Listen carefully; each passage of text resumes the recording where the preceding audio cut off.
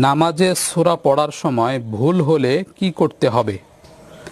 এই প্রশ্নের উত্তর হলো, আপনি নামাজ পড়তেছেন, যে কোনো একটা সূরা শুরু করেছেন, মাঝখানে গিয়ে ভুল হয়ে গেছে, অথবা কোনো আয়াত ভুল পড়ে ফেলেছেন।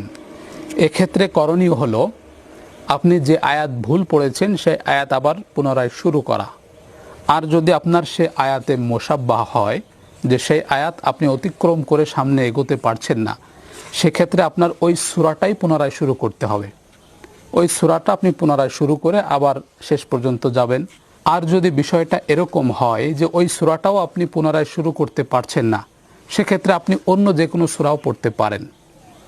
অথবা আপনি যদি মনে করেন যে আমি দীর্ঘ সময় তেলাওয়াত করেছি, বেশ কয়েক আয়াত তেলাওয়াত করেছি, এখন আর তেলাওয়াত না করলেও হবে, তাহলে আপনি যেখানে বেঁধে গেছেন বা যেখানে ভুল হয়ে গেছে, আপনি তখনই রুকুতে চলে যেতে পারেন, কোনো সমস্যা হবে না।